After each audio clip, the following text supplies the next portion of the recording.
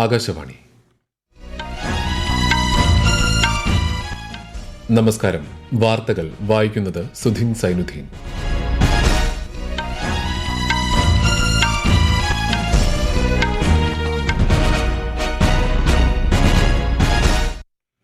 പ്രധാന വാർത്തകൾ.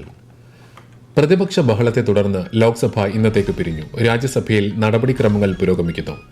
അടിസ്ഥാന ബാങ്കിംഗ് നിരക്കുകളിൽ തുടർച്ചയായ 11ാം തവണയും മാറ്റം വരുത്താതെ RBI. റിപ്പോ നിരക്ക് 6.5% തുടരും. വയനാട് ദുരന്തത്തിൽ സംസ്ഥാനം വിശദമായ നിവേദനം നൽകിയത് 3.5 മാസത്തിന് ശേഷമാണെന്ന് കേന്ദ്ര ആഭ്യന്തരമന്ത്രി അമിത്ഷാ. 69ാമത് മഹാപരിനിർവാൺ ദിവസിൽ ഡോക്ടർ BR അംബേദ്കറിന് രാജ്യത്തിന്റെ ശ്രദ്ധാഞ്ജലി. ക്ഷയരോഗ വെല്ലുവിളികൾ നേരിടുന്നതിനുള്ള 100 ദിവസത്തെ ഊർജിത പ്രചാരണ പരിപാടികൾക്ക് കേന്ദ്ര സർക്കാർ നാളെ ഹരിയാനയിൽ തുടക്കം കുറിക്കും. ബോർഡർ ഗവാസ്കർ ട്രോഫി ടെസ്റ്റ് ക്രിക്കറ്റിൽ ഇന്ത്യയും ഓസ്ട്രേലിയയും തമ്മിലുള്ള 2ാം മത്സരം പുരോഗമിക്കുന്നു. വാർത്തകൾ വിശദമായി. പ്രതിപക്ഷ ബഹളത്തെ തുടർന്ന് ലോക്സഭ ഇന്നത്തേക്ക് പിരിഞ്ഞു. ഒരു പ്രമുഖ വ്യവസായ ഗ്രൂപ്പിനെതിരായ കൈക്കൂലി ആരോപണം ഉൾപ്പെടെ വിവിധ വിഷയങ്ങൾ ഉന്നയിച്ചാണ് പ്രതിപക്ഷ MPമാർ സഭയിൽ പ്രതിഷേധിച്ചത്. ലോക്സഭാ സമ്മേളനം ആരംഭിച്ചപ്പോൾ മുതൽ കോൺഗ്രസ് ഉൾപ്പെടെയുള്ള പ്രതിപക്ഷ പാർട്ടികൾ സഭയിൽ പ്രതിഷേധം ആരംഭിച്ചു. ചോദ്യോത്തരവേള തുടരാൻ അനുവദിക്കണമെന്ന് സ്പീക്കർ ഓം ബിർള ആവശ്യപ്പെട്ടെങ്കിലും പ്രതിപക്ഷം വഴങ്ങിയില്ല. തുടർന്ന് 12 മണിവരെ നിർത്തിവെച്ച് സഭ വീണ്ടും ചേർന്നെങ്കിലും പ്രതിപക്ഷം ബഹളം തുടർന്നതിനാൽ സഭ ഇന്നത്തേക്ക് പിരിയുകയായിരുന്നു. കൈക്കൂലി ആരോപണത്തിൽ സംയുക്ത പാർലമെന്ററി സമിതി അന്വേഷണം ആവശ്യപ്പെട്ട് പ്രതിപക്ഷ MPമാർ പിന്നീട് പാർലമെന്റ് സമുച്ചയത്തിൽ പ്രതിഷേധ മാർച്ചും സംഘടിപ്പിച്ചു.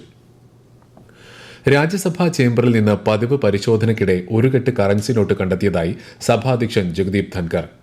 കോൺഗ്രസ് MP അഭിഷേക് മനു സിംഗ്വിക്ക് അനുവദിച്ചിട്ടുള്ള 222ാം നമ്പർ സീറ്റിൽ നിന്നാണ് സുരക്ഷാ ജീവനക്കാർ പണം കണ്ടെത്തിയത്.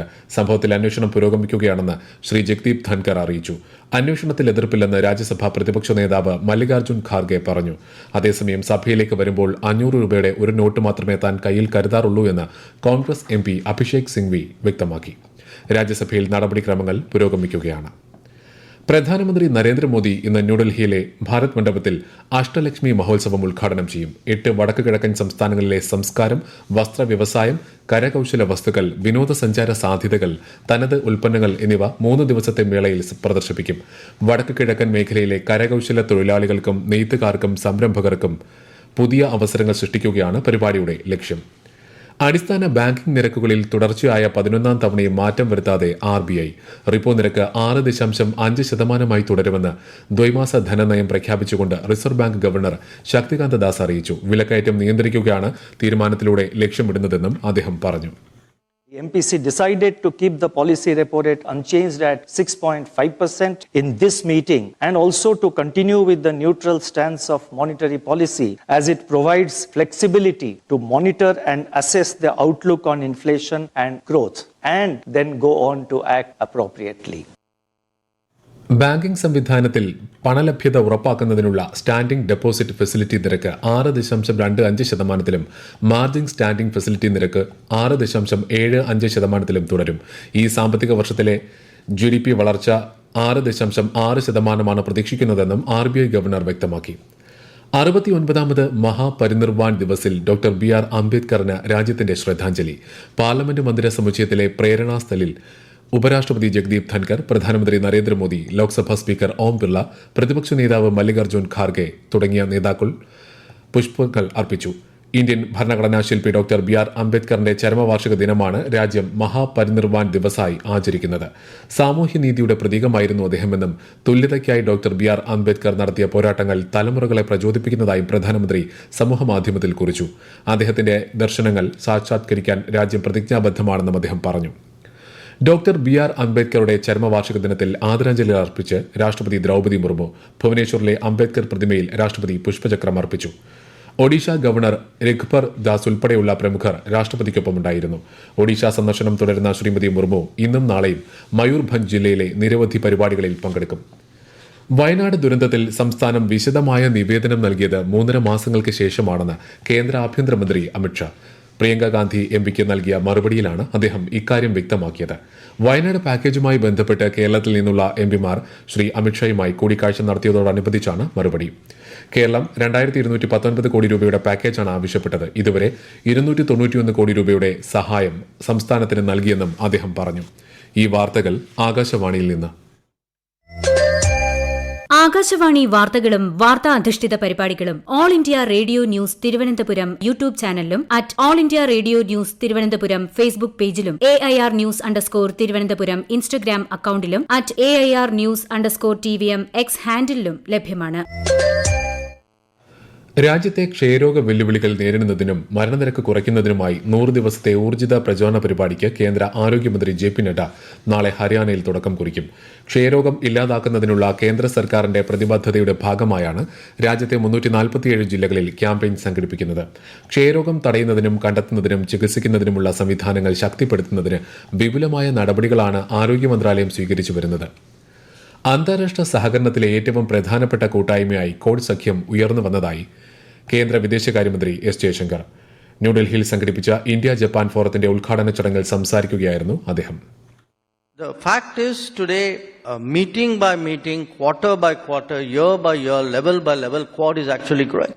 You look at the agenda of Quad, it's actually one of the most expansive intergovernmental coordination that is today in evidence. സ്വതന്ത്രവും തുറന്നതുമായ ഇന്തോ പസഫിക് സഹകരണത്തെ പിന്തുണയ്ക്കുന്നതിൽ ഇന്ത്യ ജപ്പാൻ പങ്കാളിത്തം പ്രധാന പങ്ക് വഹിക്കുന്നുണ്ടെന്നും ശ്രീ ജയശങ്കർ പറഞ്ഞു. ഇന്ത്യൻ ആംഗ്യഭാഷയ്ക്കായുള്ള PME വിദ്യ ചാനൽ 31 കേന്ദ്രമന്ത്രി ധർമ്മേന്ദ്ര പ്രധാൻ ഇന്ന് ഡൽഹിയിൽ പ്രകാശനം ചെയ്യും. ഇന്ത്യൻ ആംഗ്യഭാഷയെ സ്കൂൾ പാഠ്യവിഷയമാക്കാനും കൂടുതൽ പേരിലേക്ക് എത്തിക്കുന്നതിനുമാണ് ഇതിലൂടെ ലക്ഷ്യമിടുന്നത്. വികസിത് ഭാരത് 2047 വീക്ഷണം യാഥാർത്ഥ്യമാക്കുന്നതിൽ വടക്ക് കിഴക്കൻ സംസ്ഥാനങ്ങൾക്ക് നിർണായക പങ്ക് വഹിക്കാനാകുമെന്ന് കേന്ദ്രമന്ത്രി സർബാനന്ദ സോനോവാൾ. തെക്ക് കിഴക്കൻ ഏഷ്യയുടെ വികസന കേന്ദ്രമായി മാറാനും ഈ സംസ്ഥാനങ്ങൾക്ക് സാധിക്കുമെന്ന് അദ്ദേഹം ചൂണ്ടിക്കാട്ടി. പ്രധാനമന്ത്രി നരേന്ദ്രമോദിയും കേന്ദ്രമന്ത്രിമാരും വടക്ക് കിഴക്കൻ സംസ്ഥാനങ്ങളോട് പുലർത്തുന്ന താൽപര്യം ജനങ്ങളെ ശാക്തീകരിക്കുന്നതിന് കാരണമായതായും ശ്രീ സോനോവാൾ പറഞ്ഞു. 9ാമത് സിഖ് ഗുരു തേഗ് ബഹാദൂറിന്റെ 349ാമത് രക്തസാക്ഷിത്വ ദിനം രാജ്യം ഇന്ന് ഭക്ത്യാദരപൂർവ്വം ആചരിക്കുന്നു. വിവിധ ഗുരുദ്വാരകളിൽ ആയിരക്കണക്കിന് വിശ്വാസികൾ അദ്ദേഹത്തിന് ആദരം അർപ്പിക്കാനെത്തി. അന്നദാനം ഉൾപ്പെടെയുള്ള പരിപാടികളും ദിനാചരണത്തിന്റെ ഭാഗമായി നടന്നു. ആലപ്പുഴ കളർക്കോട് അപകടത്തിൽ പരിക്കേറ്റ് ചികിത്സയിലിരിക്കെ മരിച്ച ആൽവിന്റെ പൊതുദർശനം വണ്ടാനം മെഡിക്കൽ കോളേജിൽ നടന്നു. മന്ത്രി P. പ്രസാദ്, H. സലാം MLA, കളക്ടർ അലക്സ് വർഗീസ് തുടങ്ങിയവർ അന്തിമോപചാരം അർപ്പിച്ചു. സംസ്കാര ചടങ്ങുകൾ തിങ്കളാഴ്ച സെന്റ് ജോർജ് ഫെറോന പള്ളി സെമിത്തേരിയിൽ നടക്കും. കോഴിക്കോട് എലത്തൂർ ഹിന്ദുസ്ഥാൻ പെട്രോളിയം ഡിപ്പോയിൽ നിന്ന് ഇന്ധന ചോർച്ചയുണ്ടായ സംഭവത്തിൽ ജലാശയങ്ങൾ ശുചീകരിക്കുന്ന നടപടികൾ ആരംഭിച്ചു. ഇന്ധനം മണ്ണിൽ കലർന്ന ഇടങ്ങളിൽ മണ്ണ് മാറ്റി വൃത്തിയാക്കേണ്ട സാഹചര്യമുണ്ടായാൽ അതിനുള്ള നടപടികൾ ഏറ്റെടുക്കാനും HPCLന് നിർദ്ദേശം നൽകിയിട്ടുണ്ട്. ഡൽഹിയിൽ വായു ഗുണനിലവാരം മെച്ചപ്പെട്ട നിലയിൽ. വായു ഗുണനിലവാര സൂചികയിൽ ഇന്ന് 186 ശരാശരി നിരക്ക് രേഖപ്പെടുത്തിയത്. എന്നാൽ ചിലയിടങ്ങളിൽ വായു ഗുണനിലവാരം 200 മുകളിലാണ്. അടുത്ത 2 ദിവസം ഡൽഹിയിൽ പുകമഞ്ഞും മൂടൽമഞ്ഞും അനുഭവപ്പെടാൻ സാധ്യതയുണ്ടെന്നും കേന്ദ്ര കാലാവസ്ഥാ നിരീക്ഷണ കേന്ദ്രം അറിയിച്ചു. ബോർഡർ ഗവാസ്കർ ട്രോഫി ടെസ്റ്റ് ക്രിക്കറ്റിൽ ഇന്ത്യയും ഓസ്ട്രേലിയയും തമ്മിലുള്ള 2ാം മത്സരം പുരോഗമിക്കുന്നു. ടോസ് നേടിയ ഇന്ത്യ ബാറ്റിംഗ് തെരഞ്ഞെടുത്തു. ഒടുവിൽ വിവരം ലഭിക്കുമ്പോൾ ഇന്ത്യ 5 വിക്കറ്റ് നഷ്ടത്തിൽ 100 റൺസ് എന്ന നിലയിലാണ്. 5 മത്സരങ്ങളടങ്ങിയ പരമ്പരയിൽ നിലവിൽ ഇന്ത്യ 1-0 മുന്നിലാണ്. ISL ഫുട്ബോളിൽ ഇന്ന് പഞ്ചാബ് FC മുഹമ്മദൻ SCയെ നേരിടും. രാത്രി 7:30 ന്യൂഡൽഹിയിലെ ജവഹർലാൽ നെഹ്റു സ്റ്റേഡിയത്തിലാണ് മത്സരം. ദേശീയ സീനിയർ ഗുസ്തി ചാമ്പ്യൻഷിപ്പ് ബംഗളൂരുവിലെ കോറമംഗല ഇൻഡോർ സ്റ്റേഡിയത്തിൽ ഇന്ന് ആരംഭിക്കും. രാജ്യത്തെ മുൻനിര താരങ്ങൾ ഉൾപ്പെടെ 700-ലധികം കായിക താരങ്ങൾ പങ്കെടുക്കും. ഫ്രാൻസിന്റെ പുതിയ പ്രധാനമന്ത്രിയെ വരും ദിവസങ്ങളിൽ പ്രഖ്യാപിക്കുമെന്ന് പ്രസിഡന്റ് ഇമാനുവൽ മാക്രോ. പാർലമെന്റിൽ വിശ്വാസ വോട്ടെടുപ്പിൽ പരാജയപ്പെട്ടതിനെ തുടർന്ന് ഫ്രഞ്ച് പ്രധാനമന്ത്രി മിഷേൽ ബാർണിയെ രാജിവെച്ചതിനെ തുടർന്നാണ് തീരുമാനം. ഇന്നലെ രാഷ്ട്രത്തെ അഭിസംബോധന ചെയ്ത പ്രസിഡന്റ് താൻ രാജിവെക്കണമെന്ന പ്രതിപക്ഷ ആവശ്യം നിരസിക്കുകയും 2027 കാലാവധി തീരും വരെ തുടരുമെന്ന് വ്യക്തമാക്കുകയും ചെയ്തിരുന്നു. 2 ദിവസത്തെ സന്ദർശനത്തിനായി ഇന്ത്യയിലെത്തിയ ഭൂട്ടാൻ രാജാവ് ജിഗ്മെ ഖേസർ നാംഗ്യേൽ വാങ്ചുക്കും രാജ്ഞി ജെറ്റ്സൻ പേമ വാങ്ചുക്കും പ്രധാനമന്ത്രി നരേന്ദ്രമോദിയുമായി ന്യൂഡൽഹിയിൽ കൂടിക്കാഴ്ച നടത്തി. ഭൂട്ടാന്റെ പുരോഗതിക്കും പ്രാദേശിക വികസനത്തിനും വേണ്ടിയുള്ള വാങ്ചുക്കിന്റെ കാഴ്ചപ്പാടിനെ മോദി അഭിനന്ദിച്ചു. പ്രധാന വാർത്തകൾ വീണ്ടും. പ്രതിപക്ഷ ബഹളത്തെ തുടർന്ന് ലോക്സഭ ഇന്നത്തേക്ക് പിരിഞ്ഞു. രാജ്യസഭയിൽ നടപടിക്രമങ്ങൾ പുരോഗമിക്കുന്നു. അടിസ്ഥാന ബാങ്കിംഗ് നിരക്കുകളിൽ തുടർച്ചയായ 11ാം തവണയും മാറ്റം വരുത്താതെ RBI. റിപ്പോ നിരക്ക് 6.5% തുടരും. വയനാട് ദുരന്തത്തിൽ സംസ്ഥാനം വിശദമായ നിവേദനം നൽകിയത് 3.5 മാസത്തിന് ശേഷമാണെന്ന് കേന്ദ്ര ആഭ്യന്തരമന്ത്രി അമിത്ഷാ. 69ാമത് മഹാപരിനിർവാൺ ദിവസിൽ ഡോക്ടർ BR അംബേദ്കറിന് രാജ്യത്തിന്റെ ശ്രദ്ധാഞ്ജലി. ക്ഷയരോഗ വെല്ലുവിളികൾ നേരിടുന്നതിനുള്ള 100 ദിവസത്തെ ഊർജിത പ്രചാരണ പരിപാടിക്ക് കേന്ദ്ര സർക്കാർ നാളെ ഹരിയാനയിൽ തുടക്കം കുറിക്കും. ബോർഡർ ഗവാസ്കർ ട്രോഫി ടെസ്റ്റ് ക്രിക്കറ്റിൽ ഇന്ത്യയും ഓസ്ട്രേലിയയും തമ്മിലുള്ള 2ാം മത്സരം പുരോഗമിക്കുന്നു. വാർത്തകൾ കഴിഞ്ഞു. അടുത്ത വാർത്താ പ്രക്ഷേപണം വൈകിട്ട് 6:30.